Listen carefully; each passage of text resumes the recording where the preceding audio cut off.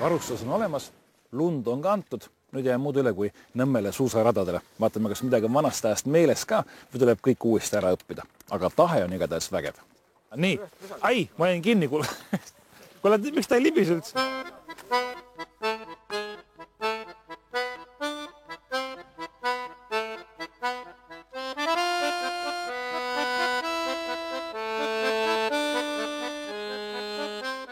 Mida peaks üldse, millega peaks arvestama pärast 24 aastat klassikasuuska alla pannes?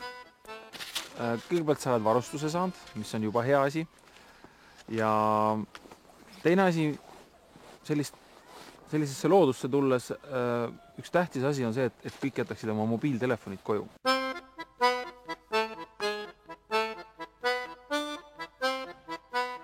Palju peaks üldse olema kilometraaži all sõitmiseks? No, ma arvan, et sinu puhul, kui sa nagu nullist alustad, et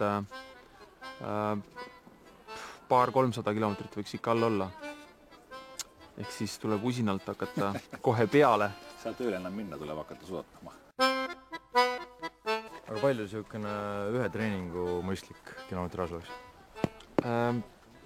No alustuseks kindlasti ei tasu üle pingutada, et mina soovitaks nagu treeninguid alustada mitte kilometraasiliselt, vaid ajaliselt. Et lumi on kergem, lumi on raskem, aga ajaline kulutus, mida sa nagu treenimiseks kulutad oma keha treenimiseks, on siis alati üks ja sama. Ehk siis nagu ma soovitaks, kui te nagu nullist alustate, et siis vast tund, siis tund 15, siis tund 1,5 ja siis kui juba paar 100 kilomeetrit on sõidetud, siis võiks juba proovida 2-tunniseid matkasid ja miks mitte ka 2,5-tunniseid, et Tartu maraton, ma arvan, et teie jaoks kestab vast ikka 3-4 tundi. 3-4 tundi? See on vist isegi väga hästi. Jah, ma eeldan, et te saate väga heaks. Siis on vähemalt, siin on head lootused meie suhtes, ma vaatan. Tool materjal ülegi nii hull tundub. Miks ka mitte, kõigil on põhiettevalmistus on tehtud, ehk siis kõhud on maha saadud.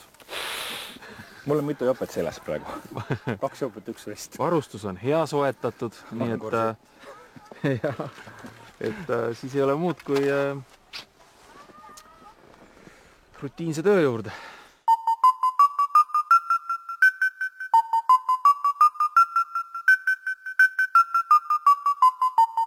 No nii, sina oled sõitnud maratoni. Jah. Mis aega sa sõitsid, sa mäletad?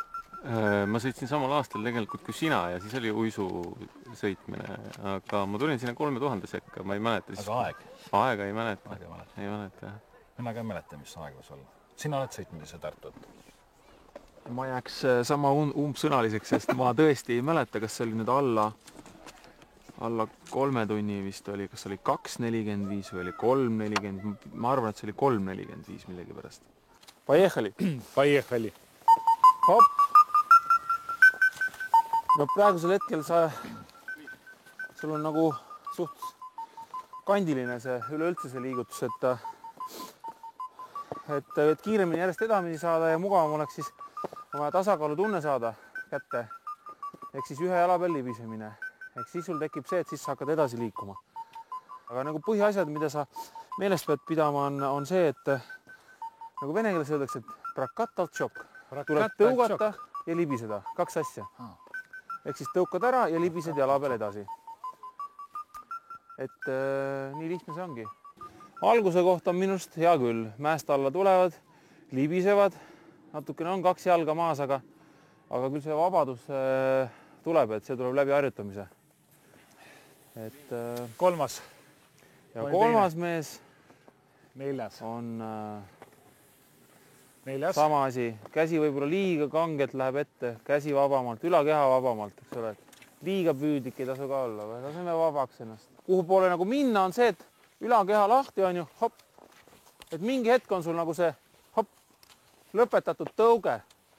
Et teil on nagu see tõuge ei ole lõpetatud, ehk siis ta on nagu kogu aeg on 2 jalga maas, nagu öeldakse. See võib-olla see, et ei julge balanssi ei julge, täpselt. Et tasakaalu tunnet võib-olla veel ei ole, on ju, et siis sellest tulenevalt, aga see tuleb ainult 100 korda olen juba öelnud, aga tööga Ossa, minul ema õpetas esimese asja, tema oli suusataja, oligi see sama ümberpöörd. kas sitikas? Hops. Su ema oli ballerin ka, ma vaatan. Ei, Oota, suusataja. kuidas tegid seda? Oota, kaamera, 2 sammu tagasi, palun. Ma ei ole elus See on esimene poos või? Oo, aga teekski täna ainult seda. Oleme oskused kõik ette näidanud, vähemalt edasi saame. Aga pöörata ei oska, libisema ei saa, tasakaaluga on ka kehvasti. Allar annab nõu sõita ilma keppideta. Aga see on üks harjutuse meetod just selle samast, millest me ennem rääkisin, mida meil tõenäoliselt kõigil on natuke puudu, on siis see tasakaalu tunne ehk siis ühe jala peal libisemine. Ja kui sa võtad kepid ära, siis sa õpid jalgade peal tõukama ja libisema ühe jala peal.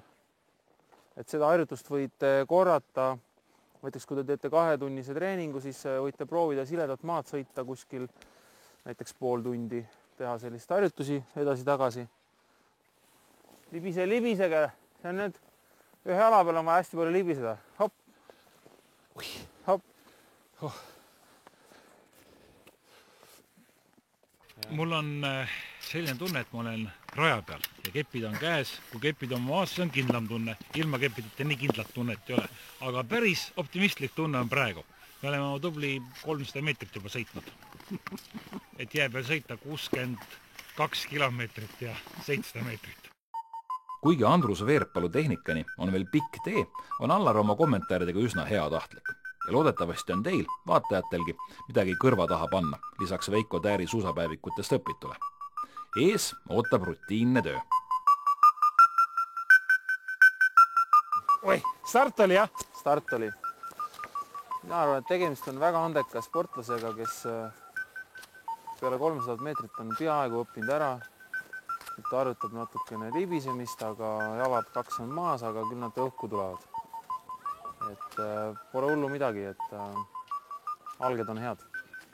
Asi, mida öelda, ehk siis copy-paste'iga võiks öelda, et natukene 2 jalga on korraga maas ja tõuge on lõpetamata jalast, et jalg jääb nagu liiga pikaks siia taha, ehk siis see tõuge tuleb nagu lõpetada natukene varem siin ära ja siis jalg ülesse ja libisema, ehk siis seesama, millest me alguses rääkisime, et on vaja saada libisema suusa peale. Et kui ühe jala peal libisema saate, siis tuleb ka see lõtvus ja tõuge hakkab paremini minema. Praegult on natukene liiga kangelt, jalg on liiga pikalt maas ja ehk siis see tõuge peab rohkem minema selliseks. Ehk siis see lõpp peab olema enam-vähem siukene.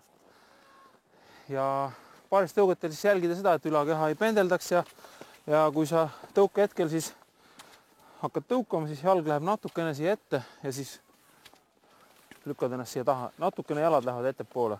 Ja üks asi tuleb veel ära õppida. Tuleb õppida ära suusataja nuuskamine. Tuli. Tuli. See on selge.